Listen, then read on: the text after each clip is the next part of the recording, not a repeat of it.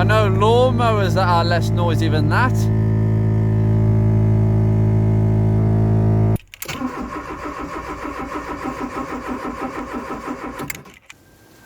Part 2 or part 1, I can't remember what part this is. It's part 1, isn't it? Part 1, we get cracking on this car, but before we actually start dismantling things in the engine bay, because it's all coming out at some point, everything, we need to start testing. This is the first thing I do. You presented with a new car, you know, honeymoon period and all that, but you need to sort of have a bit of clarity about what is possibly going to go on this car, what needs replacing, what is broken, and then sort of go from there a little bit. As you can see, I'm kind of nicely dressed with a nice hoodie, ready to get this nice bit of clothing nice and dirty. Now, today is all about testing. We're going to take a few components off, but I'm going to show you how to test various components on a car this age with an ignition and a fuel system which can date their origins back to the 1900s. Now, in the introduction for this car, I actually forgot a couple of things, and I'm just going to show you one of those things now. If I can find the keys, that might be kind of handy. Got loads of keys to this car, so let's just get in. All the doors are a little bit less stiff now. I've gone over and sort of cleaned inside here. Look how clean this is, guys. Like a bit of scabbiness here. There's some just scabbiness behind the hinge. That's literally it. But if I just pop this on, I promise I was going to show this to you, but this is utterly hilarious. Oh my God, that is the fan.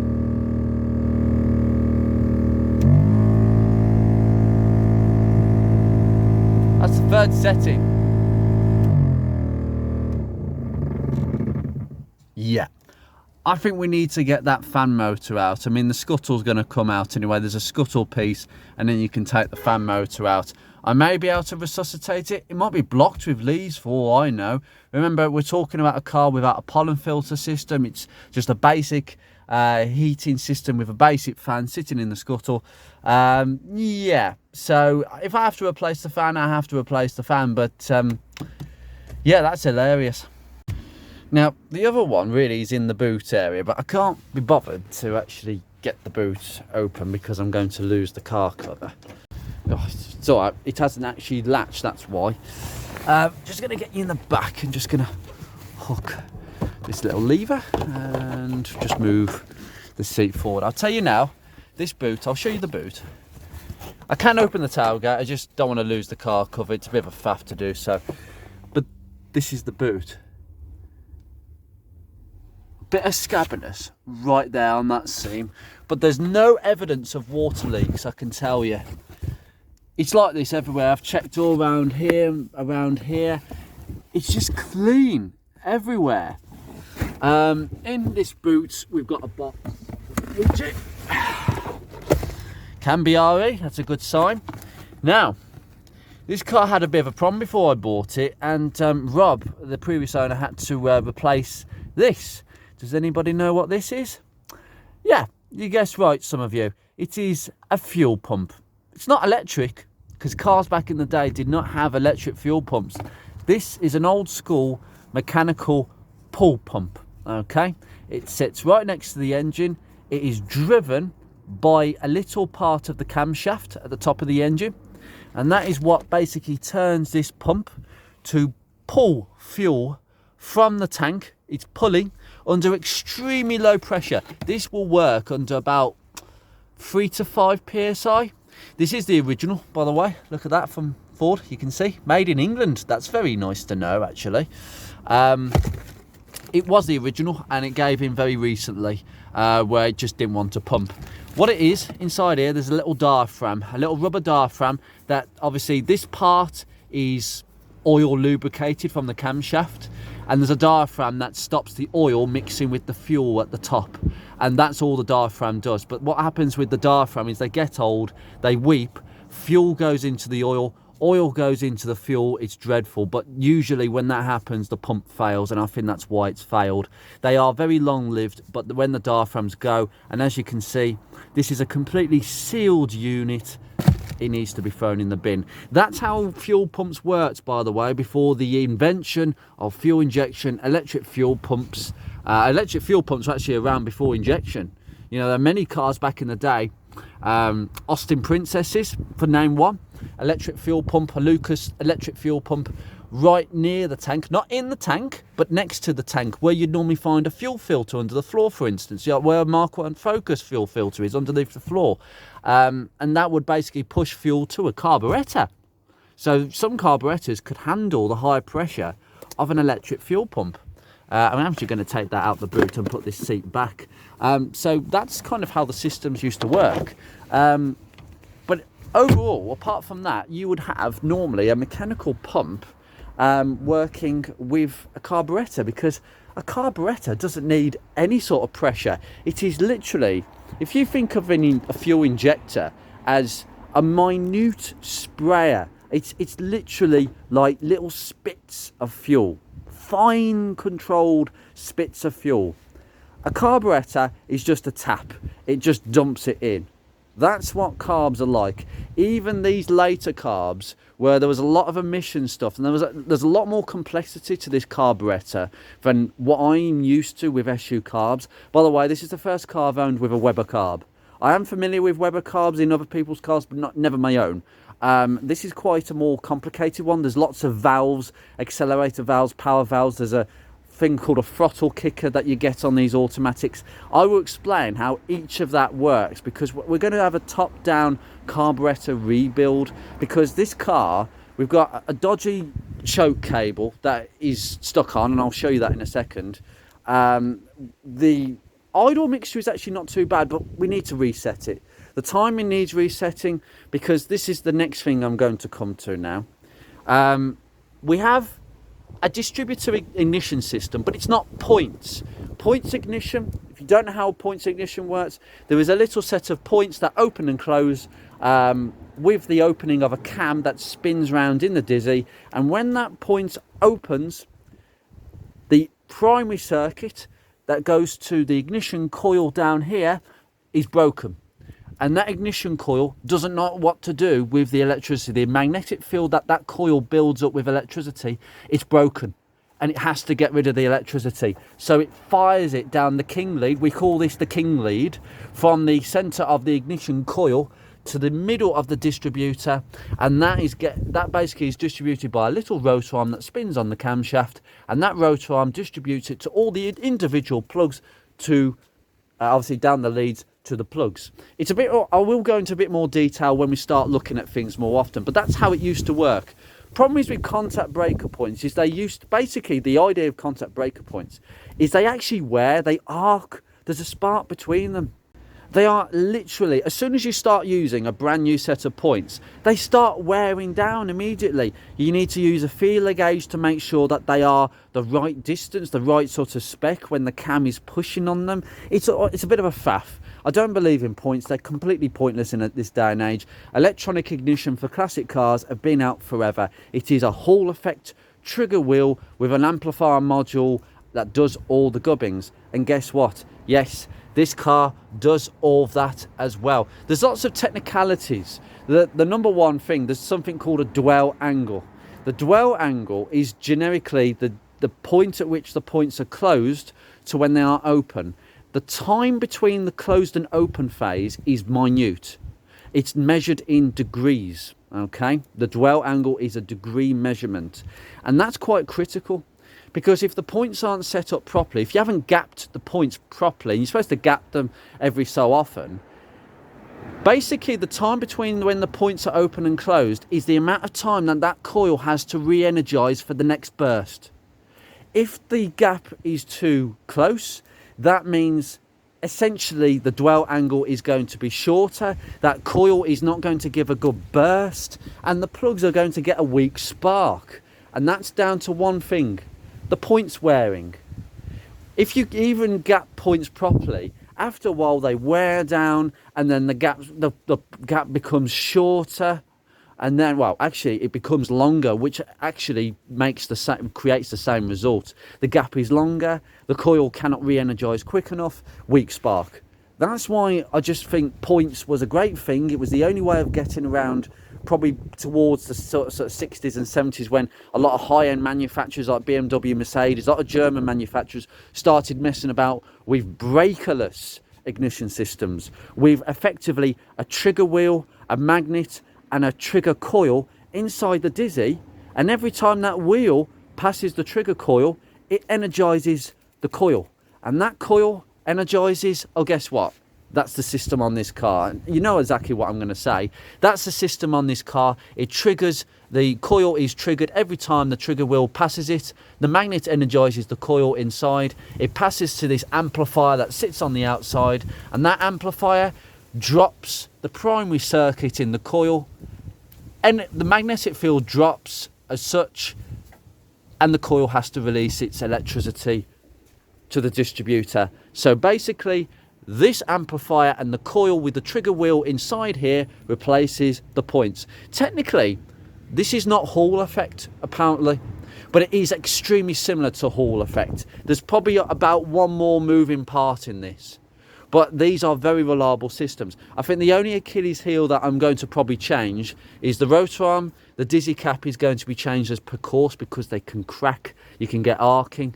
And this amplifier module, it will stay on until it fails, but I've got a feeling, looking at it, made in the UK, I've got a feeling that this is not the original. I think this has been replaced. Even though it says made in England, I'm pretty sure that it would have a Ford logo on it. Maybe I can't see it, but I've got a feeling that that has been replaced, which is a good sign for me. You do need to put some sort of heat sink down on it that you can buy just normal heat sink stuff. But that's it really. That is as simple as it is. And yes, as you can tell, I've actually disconnected it. I don't know what, I disconnected it last time because, if you might notice, my introduction to my videos is the sound of this car cranking but not starting. I thought that was a nice little introduction because we've got the Beatrix alarm sound and we've got this, so I had to disconnect this and it wouldn't start, because if you disconnect that, there is no signal between that and that, so it won't start. Hey, I've given away a security feature of my car. Not that I'm going to be doing that every so often. There's another way I am going to kill this car to make sure that it cannot be stolen. I can't divulge that, unfortunately, because that's obviously the nature of security and all that. But that is the ignition system. It is the most basic ignition system that features on a Mark III Fiesta. Every other one features a distributor-less ignition system with a coil pack, I think mounted there, or in the high compression small Valencia, it'd be on the back side of the engine, a coil pack that is controlled by an ECU. But this has no ECU. It is purely all mechanical. Tiny bit of electrics, but really honestly, you can get away with a battery smaller than this. So that's a little introduction. Carbs, mechanical pump, carburettor, fuel tap, distributor, coil, just a bit of an introduction there. I thought I would go from there.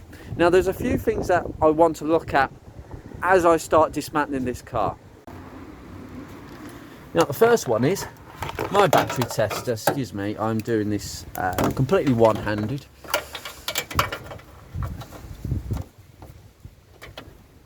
Red to the red, and trying to actually get a grip with this. Wind is really picking up. There you go, come on, make sure it's got a good clamp on that. And okay, right, check in the vehicle. I won't do a battery, I might do a cranking test actually. Check surface charge, turn the lights on. I wouldn't worry about that too much. CCA, I did actually set this, it is a 360 amp battery. I did this yesterday, but I just want to check it for you guys. Okay, so state of health, which is the main one, 76%. We're getting 274 amps instead of the usual 360. It's just strange that. State of charge, 0%. Oh, 10.59 volts. That's actually not very good. That's very strange. I wonder whether we've got some sort of parasitic drain. I need to keep an eye on that. If we have, there is a way of testing that. but according to this, it's got a bad cell. That is not good. Look at that. Resistance 10.95. Bad cell. No wonder I struggled the other day to start this. It actually started really slowly. So guys, Lion batteries fail. Bad cell. This battery, has it even, I think it's a 2-year warranty on these. That is absolutely dreadful. That is so bad. No wonder it was failing. Right, that's it. We've just confirmed one thing. This battery is in the bin. Unbelievable. That's how rubbish these batteries are, guys. Now, the other thing is, so we're going to lock that battery in the bin, but before we do so, there is a test I'm going to do, possibly on the coil. There is a way of testing if that ignition coil is good. I may just replace it. That's the truth. I don't know how old it is. But I'm looking down here. It's just got some surface rust down there. I think this whole, God, the motors on these were so huge back in the day. They're absolutely gigantic. Obviously, we'll have a go at the battery connections. We're going to have all that done. We're going to have a look at some earth points, probably without snapping any this time, Andrew. I believe that the thermostat housing is there. That's a guess. We've got all this going on, and I'm not sure why. I need to have a look at that. Maybe there's been some leak of old antifreeze down the gearbox. I'm not quite sure if that was the case, but it does look like that.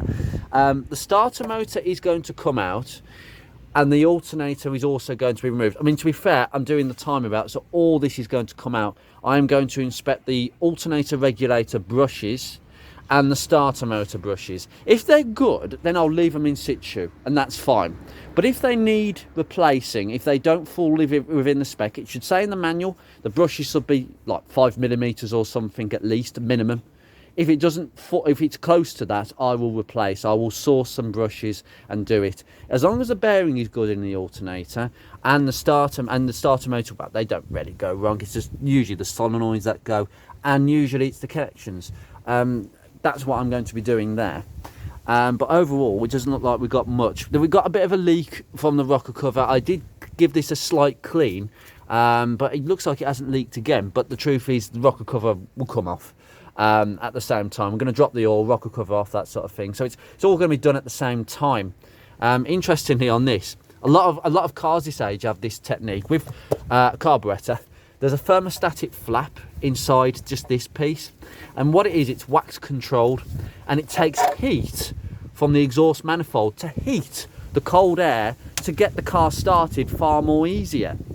And when the car gets to a certain temperature, that wax pellet moves across, just like a thermostat. It moves across and it closes that flap because it doesn't need any more heat. It doesn't want excess heat going into the air intake. Very clever, that, actually. The heat shield looks in really good condition. There doesn't seem to be any particular cracking. We have no heat shields underneath because we have no cat, because it's a pre-cat. Fantastic. No rattles there.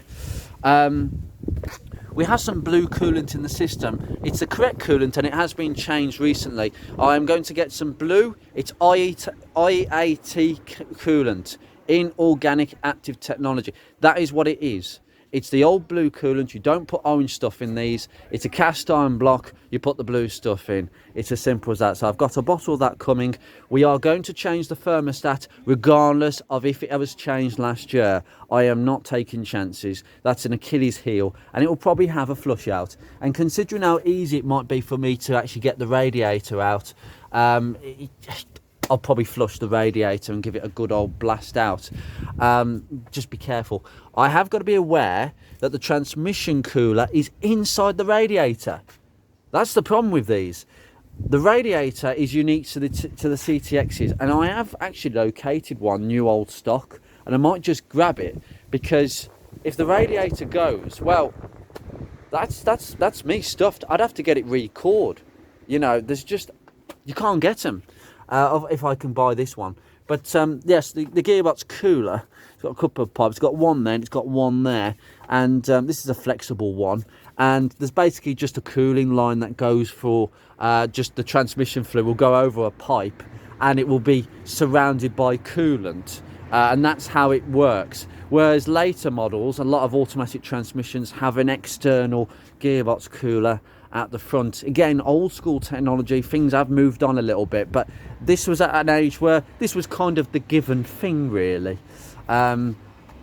But all the hoses look really good. I think some of these have been changed. They're all genuine Ford stuff.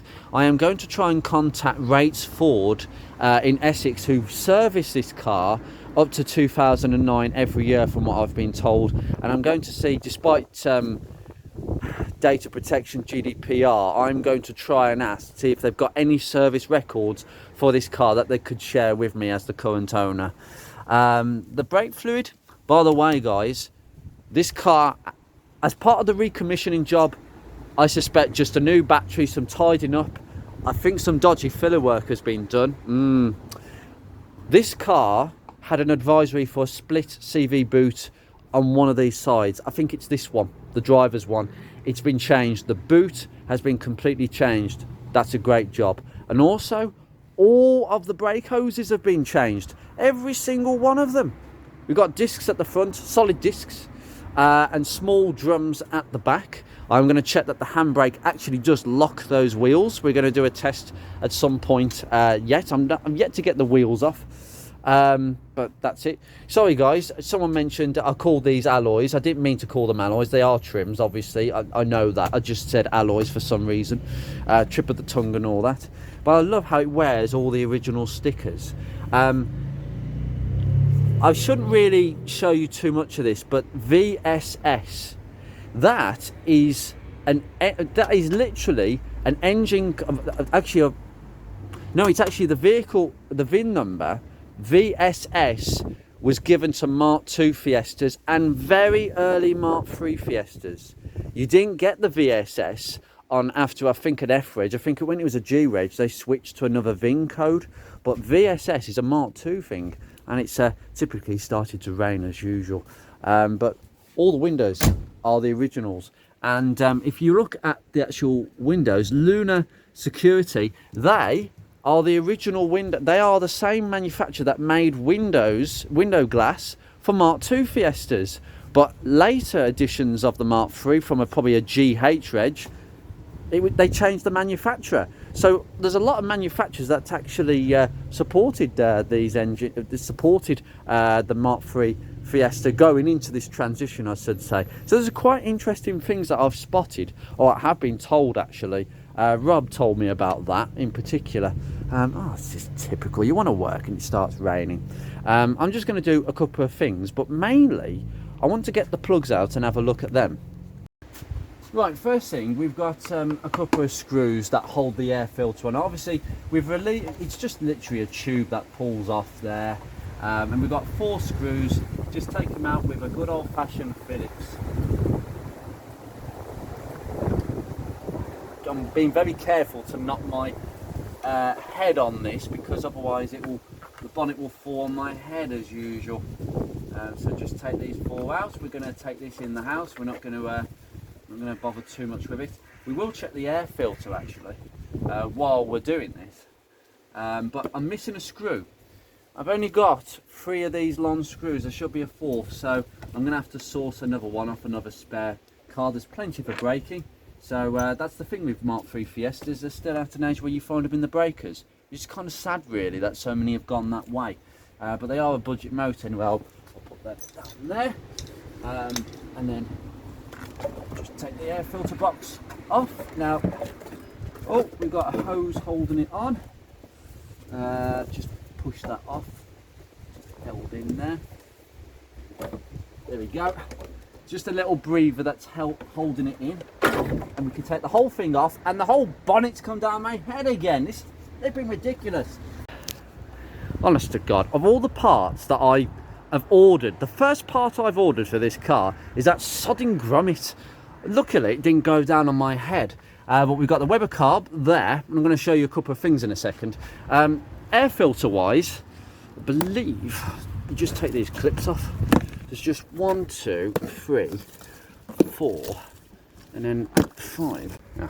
I think it might help if I actually took this off for a start.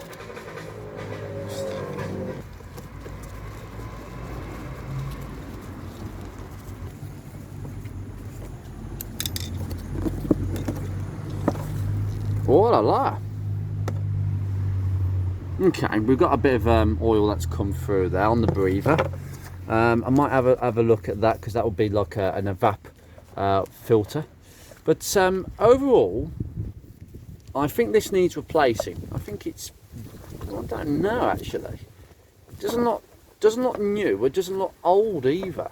That's the dirty side. And actually, I might just replace that. I'm going to have to take some measurements of that. I will probably replace that. I'm just going to put that back on. That'll be something I add to the list. But there's a couple of different parts numbers for this, so I'm going to have to consult my manual. But let's just actually, what I am going to do, save me losing all these. I forgot to bring my tray out here. That was a good thing. I'm just going to pop 1, 2, 3, 4, 5, 6. Okay, put that back on. Everything like this is going to get cleaned up. To be cleaned.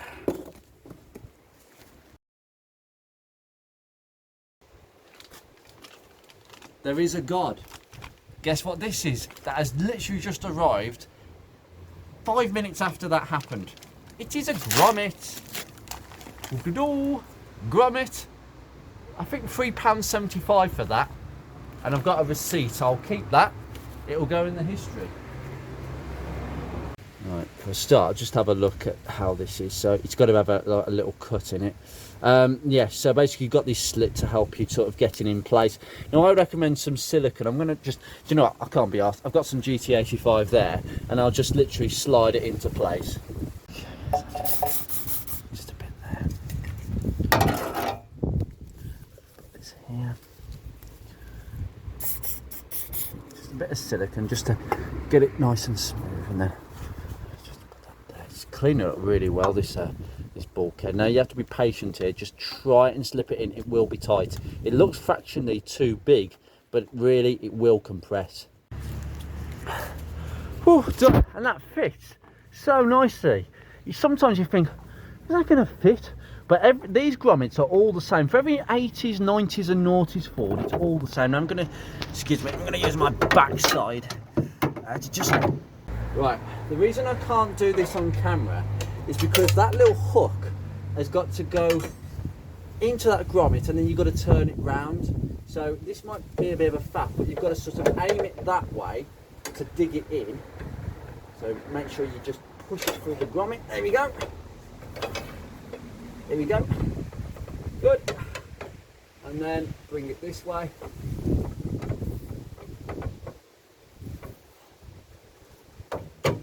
There we go, done. That's in now. Woo! First fix. Good old GT85 always comes in use. I recommend getting these in bulks of 30. Honestly, it's that good a product. By the way, people that say that this is sold by the same company as WD-40, well, they are. They are owned by WD-40 now, but they weren't back then, back in the day.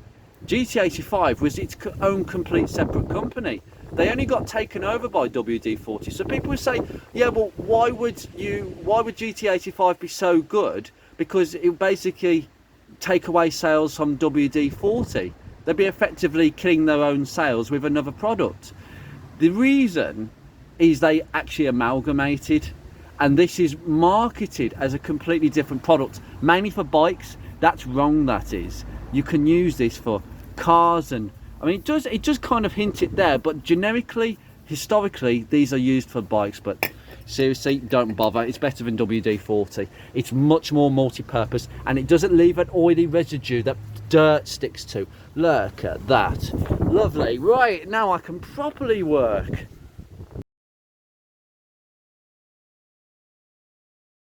Right, we have the gubbins, the heart and soul. We've got a bit of bloody oil there. This is the new mechanical fuel pump, and it is literally driven by the cam. So you've got the cam, there'll be a lobe, an eccentric, what we call an eccentric lobe. It's just literally an extra point in the cam, and it just turns that mechanical pump. It looks slightly different to the originals, but as I say, Carburettor is a good name. And yep, we've got the feed to the carb. We have, I believe, a return. We've got I think from the tank is at the bottom, and we've got to return one of these fuel pipes. I think this one down here is being replaced. Now, E5, even E10, right? This car was not designed to run on E5. Ethanol. Ethanol and these kind of rubber fuel hoses, you know, it will eat them. And that's why Rob, the previous owner, replaced the pump and one of the hoses, because it was looking a bit funny. There's 2 hoses that I've identified near the fuel tank. They are rubber hoses with that braid on them. They are going to be changed. I mean, I have to get them off at some point very soon, measure them, and have some proper quality ethanol resistant fuel hoses. There is a particular number for that. There's an actual EU number for them for ethanol resistant, and it's an SIE something. I can't remember which one. There's loads of them anyway. Don't get them from eBay. Don't get cheap, because I did it with the P6 and within 6 months it burst. And my God, thank God it didn't burst when I was driving that car on the motorway, because you imagine hot engine, hose under the engine bay, you name it. This is why so many classic cars just burst into flames. I am probably going to, no, I'll probably stick that on actually. It's just like the elbow to go on the air filter box. I swear that should be a little bit longer, but it isn't. But here's the carb, and we've got a tag. Don't know if you can actually see that. Is it going to go in? No. It is quite shiny. It's a Weber. I believe this is a Weber DFTM. I might be wrong about that, but we've got a few components really. The main issue that I'm going to talk to you about now is we've got the throttle cable. Now on the CTX models, the throttle cable goes to a sort of linkage down there, so the gas pedal goes to that linkage, and then this cable, which is what we call the carb cable, runs from that linkage housing.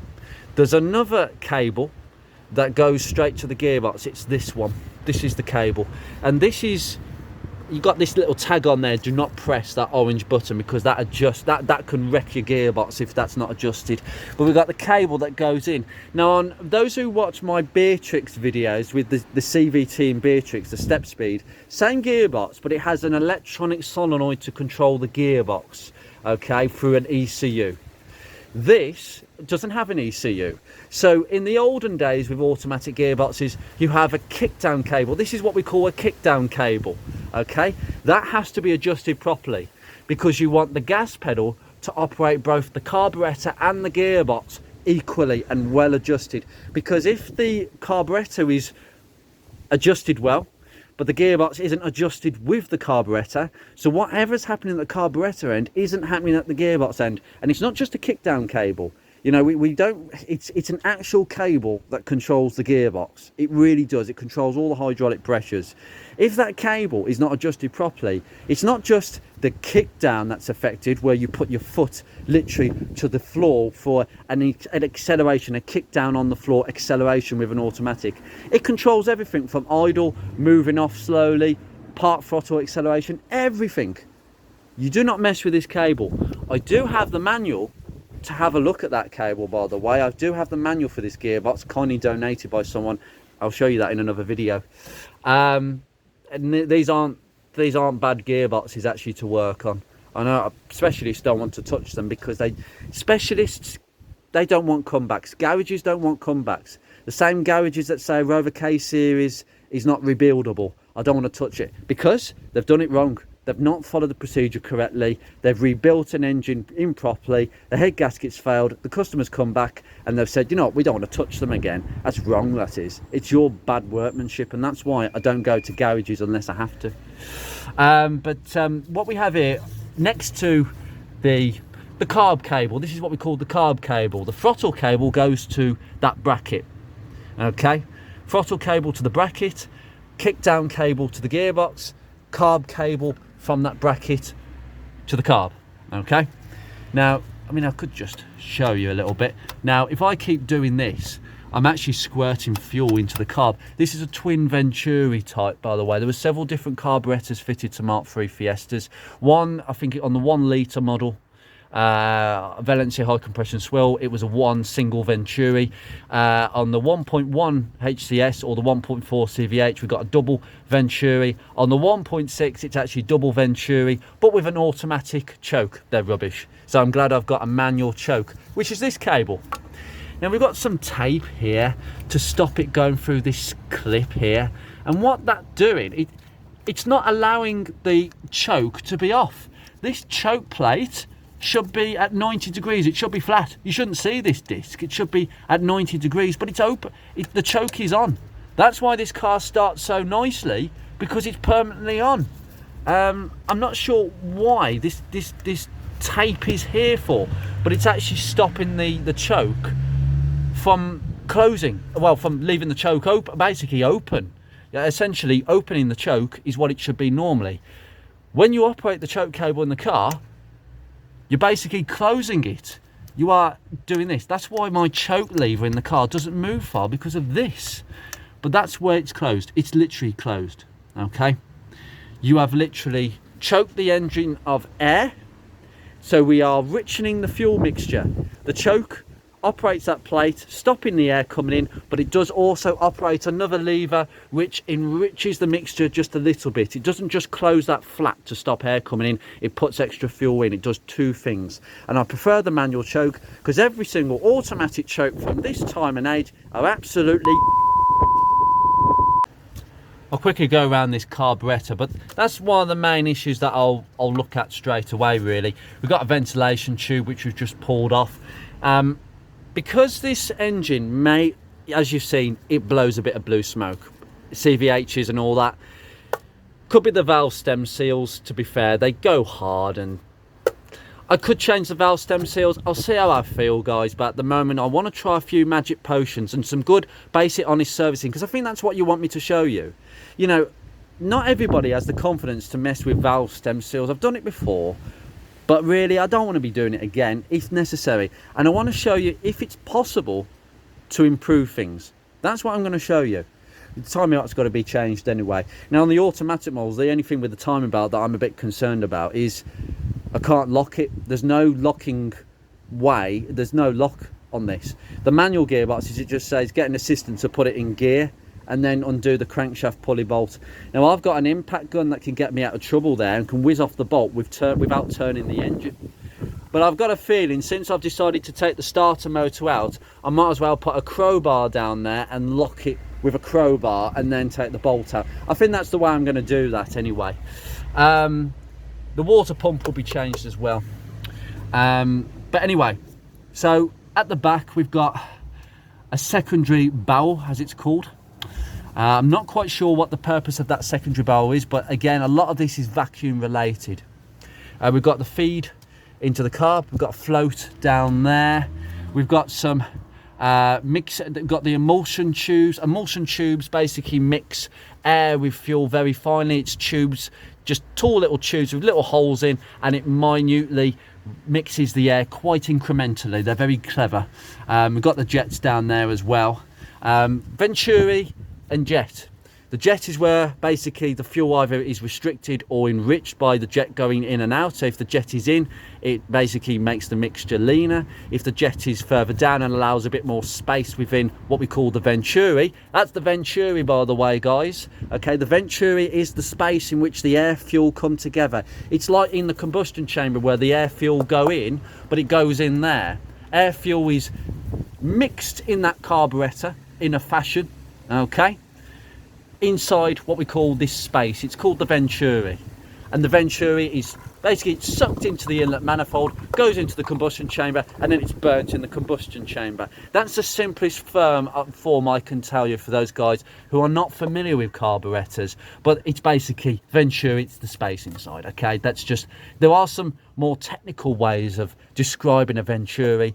For those of you in the comments that know more, or just know as much about me, who's got something to add, please feel free to put it in the comments, because I think there's a lot of people here who are much older than me, who lived with carburettors back in the day. It was almost like a daily occurrence with carburettors back in the day. You know more than me. Please feel free to add any information for the benefit of anybody wanting to know more. But essentially, when you apply the choke, you're doing that. You are choking this engine. This is fitted only to the automatic CVX, the CTX models, okay, CVT, CTX. Okay, this is what we call a throttle kicker.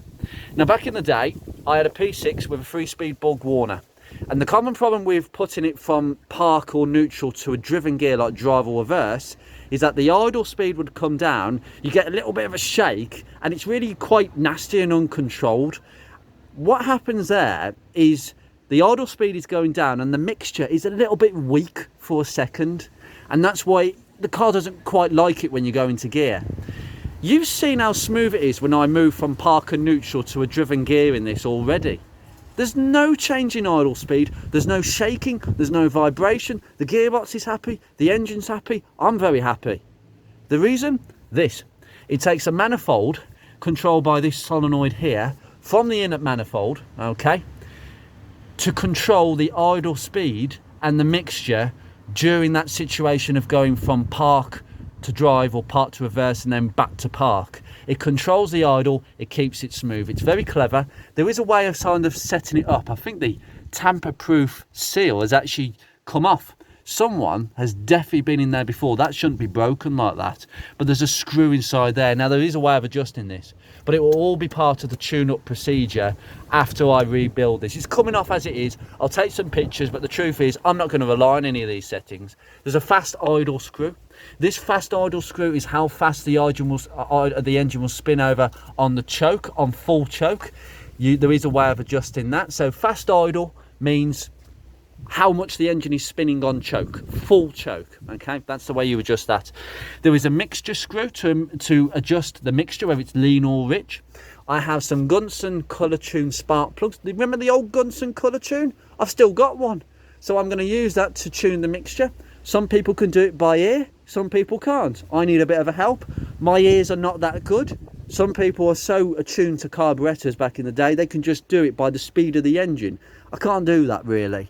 There's an idle screw that controls the idle screw. You screw it out to get a higher throttle, a higher idle speed, or wind it in for a lower idle speed. I think I've got that right. It's possibly the other way around. Sorry about that if I got that wrong. But basically, that's how you adjust the idle speed. And the idle speed is about 850, 900 on this. But there's a way of doing that, and it's all going to come off. There's a couple of valves at the back. We've got this electrical connection here is this plug here. It covers what they call an anti-dieseling solenoid. That anti-dieseling solenoid prevents run-on after the ignition is turned off. Essentially like diesel run-off. As soon as you turn the ignition, the engine should cut out. But sometimes with the old carburetors, they can run on a bit for a couple of seconds, usually when the timing is too advanced. But that stops it. That will cut the engine dead straight away when it works. And usually they don't go wrong from what I've heard. There's a power valve at the back. That applies extra rich fuel when you put your foot to the floor. Under full throttle acceleration, it richens the mixture. It's right at the back here. There's also an accelerator pump valve, which is another diaphragm. It's operated via vacuum via the inlet manifold, which is, as you can see, it's cast iron back in the day. Yeah, cast iron inlet manifolds and all that. Really nice. That's going to scrub up nice and well. That will basically, on going from idle to accelerating from idle, so you are idle and then you move off at the traffic lights, for instance. Usually on old carburetors, particularly SU carburetors, that would lead to a momentarily weak mixture of fuel where it's just a bit lean for a second and it can cause a cough, a hesitation, a stutter.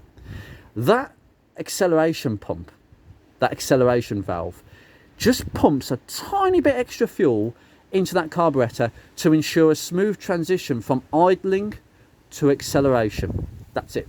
That's what it does. Very clever, and it just goes to show how advanced carburetors were towards the end. It's really sad really that carburetors have gone away, because carburetors are beefy monsters. Injection are refined and quiet, but we all know that we like carbs down, inefficiency, but a lovable inefficiency. But there's nothing else that I can really see. I don't think I need to change any inlet manifold gaskets, and there's a gasket between the carb and the inlet, but it's all really simple here. There's very few electrics. The heater is The heater fan is in there. I'm gonna have to take all this scuttle off. It's all gonna come off. But as I say, there's gonna be a flush of the cooling system. Timing belt's gonna be off. There'll be a flush of the oil. Transmission fluid is gonna be taken out. This battery is going in the skip as usual because it's useless. I am going to convert to round connectors if I can. There are other batteries that have square terminals. I'm not going to get another Lion 805. Please do not buy them at all. It's really honestly. Now, I'm going to take a couple of the plugs out and we'll see what we've got. Right, just wiggle. No, these look good. Right, if I can get my spanner down there. Oh God, well that was easy. Yep, that was very easy. What's going on? Have these plugs been changed? Just put it on there.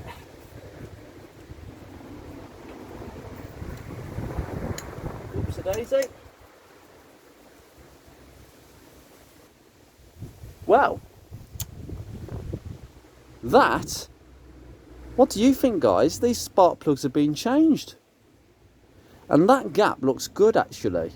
Now, on a CVH, 0.8 millimeters is kind of preferable. However, I would say that we're running a bit rich, aren't we? Yeah, usual. Now, on a carburettor car, where you're adjusting the carb settings yourself, everything you have to do everything yourself. You have to adjust the air fuel mixture, the idle speed. You have to do it all yourself, by the way. And sometimes we can get it wrong. Computers are more accurate. ECUs are good. And the spark plugs on old cars tend to shut up quite quickly. It is running rich, we know that. The choke is stuck on permanently and that will cause it to run a bit rich. So, but these plugs look absolutely fine to me. I think a bit of a clean and a re-gap will be fine. So I'm going to just stick these in so that the engine has actually got something to actually, well, apart from dropping it on the floor, that's not ideal. Well, that's handy. At some point, I have lost the rubber insert on my spark plug spanner. Oh well, Halford's Advanced, that's going to go back for another one because lifetime guarantee. But in the meantime, the technique that everybody tends to do, stuff a bit of paper in there, and hopefully it will just hold the spark plug until you actually need to actually use it. Honest to God. This is it's what people used to do back in the day. Okay, right, that's good. Right, next one.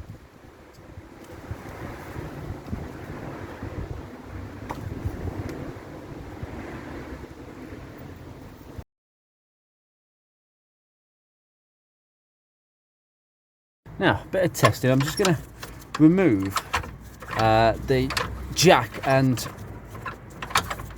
wheel brace. I'm going to remove that. Really interesting place to put this instead of the boot. But I suppose because the spare wheel is underneath the floor, it's a completely flat boot floor. I think that's the idea instead of having a well. But I'm just going to take that out and move the whole thing. Just try not to get caught on that electrical connector, which isn't connected. I suspect it's for possibly something that this car doesn't have. It's possible that might be for a heated windscreen, for all I know, because it's in that vicinity. Maybe not. Maybe it's too short. Something like the ABS motor. But even that, it's just so clean.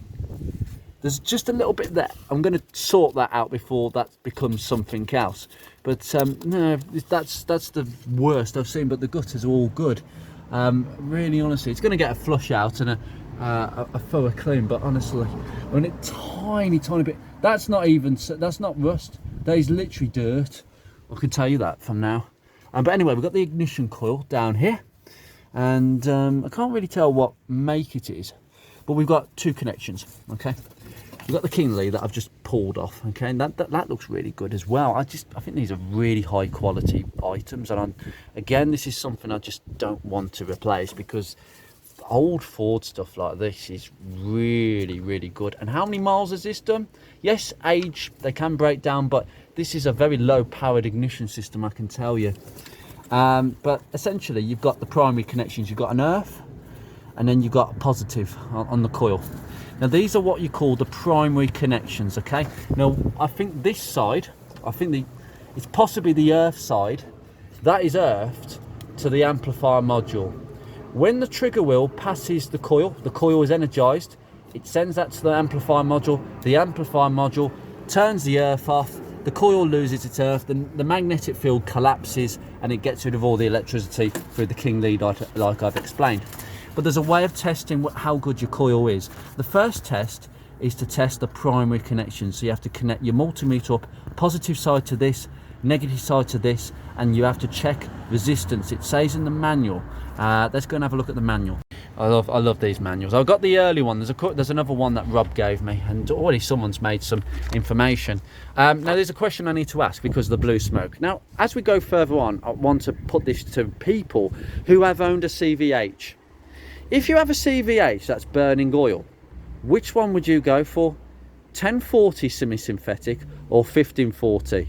I'm not up for discussion about any other grade because stupid people put 530 in their engines. Are you mad? It's just going to blow it. You have a blue storm behind you. This engine has not got the tolerances of a Z-Tech or a Sigma. 100. This is a low tolerance engine. This is. You need thicker oil, but not 2050. That's too thick. You're going to jam the oil ways, and then the camshaft's going to wear even more. That is a big thing with CVHs. So 1040 or 1540 semi-synthetic, which one? The manual says 1040, but because mine burns oil, I'm not so sure. But it goes through everything here, like mechanical pumps and all that. It's just so simple. But if we turn to the ignition section, look at this. Back in the day when you had to look at your spark plugs. Now mine has got a bit of carbon fouling. Mine's not oil fouled or anything like that. Normal, that's what it should look like. A sort of whitish centre, sort of grey brown deposits around there. Mine's a bit like that. Here we go. Dry, black, sooty deposits. Fault. Over rich fuel mixture. Check the carburettor mixture settings, the float level, and the choke operation. We know that I think the choke is causing this issue anyway. So, yeah. But anyway, we come to this point. Okay, right, diagnosis. Right, there are some references. I'm just going to turn the page. Right, if I can't do that now.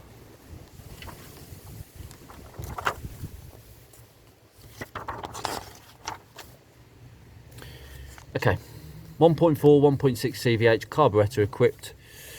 Right, we've got some static timings. I will tell you about the static timing on these. By the way, these cars came with a pinpoint mark. See that notch there? It lines up with a notch on the side of the cylinder head. That is set from the factory. To time these up, you just twist the distributor. That's your timing.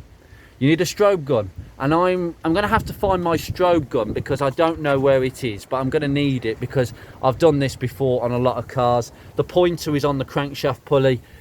It's quite simple, but it would have been set to 8 degrees because unleaded petrol.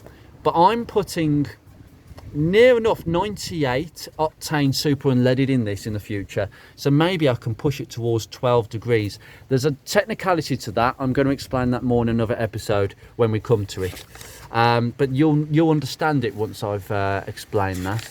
I'm just explaining a million things to you today. But anyway, coil. High output breakerless.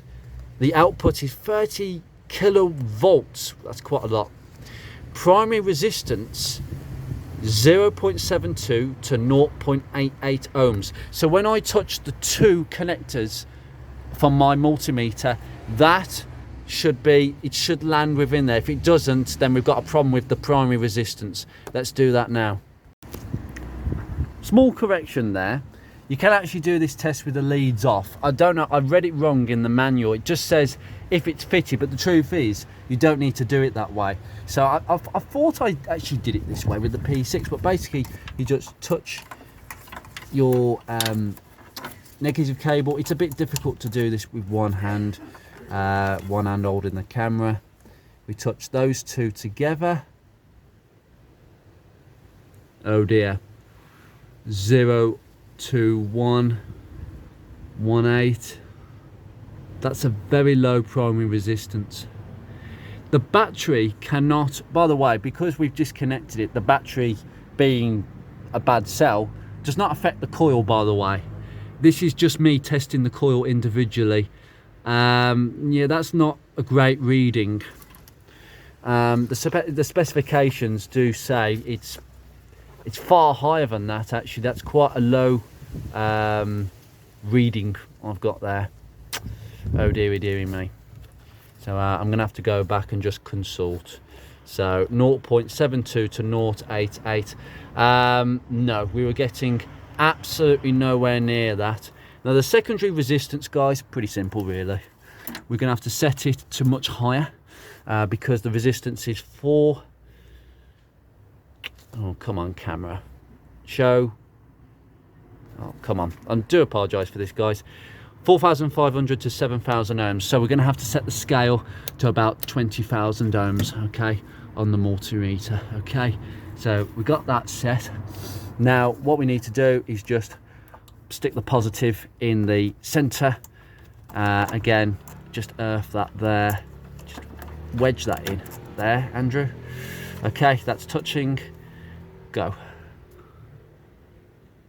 Okay, that's looking a bit more promising, more nearer to spec. 7.6.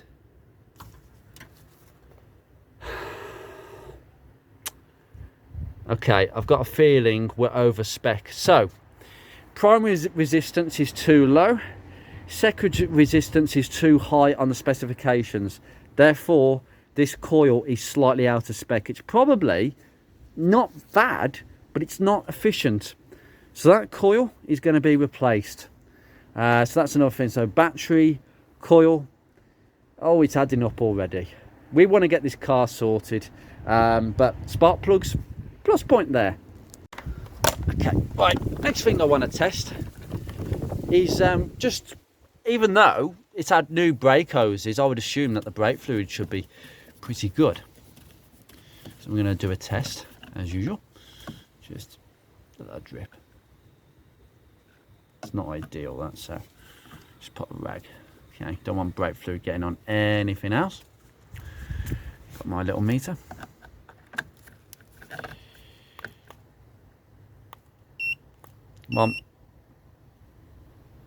It's okay, 1%. So not the lowest of the low, because it's probably had a, yeah, it's quite dark actually. That is actually quite dark. Just goes to show there's probably a lot of contaminants in the braking system.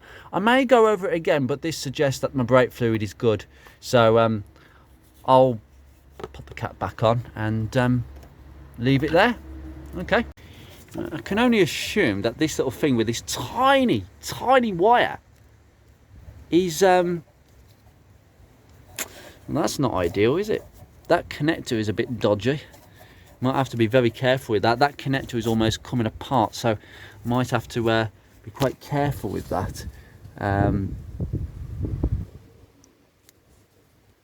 Yeah, it looks like it's still connected. Yeah, I hate this. Where it's starting to blooming separate on me. Right, I've got to have a look at, maybe see if I can just repair that a little bit, because it's not ideal. But these connectors are always a bit dodgy, but they're very low resistant circuits, and this is obviously a coolant temperature sensor, and it works off resistance, which is what basically gives you reading on the dashboard. But I'm not going to reconnect that now because I've taken it off, and I'm going to just have a look at cleaning that up. But I'll just leave that there for a second. But that's all ideal. We are going to start getting our hands more dirty in the next episode. What are we going to be doing? Well, I've shown you the infrastructure under the bonnet, which is very old-fashioned, very old school, and sorry if this episode has gone on too long, but we've done some decent testing. So brake fluid good, spark plugs good, air filter needs changing, we know what needs to be changed on this side, thermostat housing, the water pump, carburettor is going to be rebuilt. The Dizzy, we're going to have a look at maybe getting it off and just giving it a clean up. Not necessarily rebuilding it, because there's nothing much to go wrong with that. New coil. And we'll just have a general tidy up of this engine bay. It's getting leaves everywhere. But there isn't much to be said for this at all. But when we get deep in there, I'm going to do things properly again, because I want this car to work for me. And it's a very simple car, but I must remember to just make a note of everything that we are missing and go from there. So I'm going to leave this episode here, because You know what, I've spoken for long, but I don't apologise for being so enthusiastic about this car, because it's been ages since I got tinkering with this sort of technology, and I've hopefully given you a basic insight into how the various fuel and ignition systems work. It's all mechanical. Apart from that ignition module, it's really, there's nothing solid state that really, well, nothing massively electrically solid state that this car really has. And I can't wait to get stuck in there, and but you can't wait for me to put the next video up. So I will go into more detail over certain things as we go along, but anyway, I will leave this here, and you take care, guys. I will see you in another episode. I'm curious about the Foxguard alarm system. Right. Just leave that. Right. Lovely. Broken off the tab. That's quite interesting. Right. Let's see what this brings up. Got the key.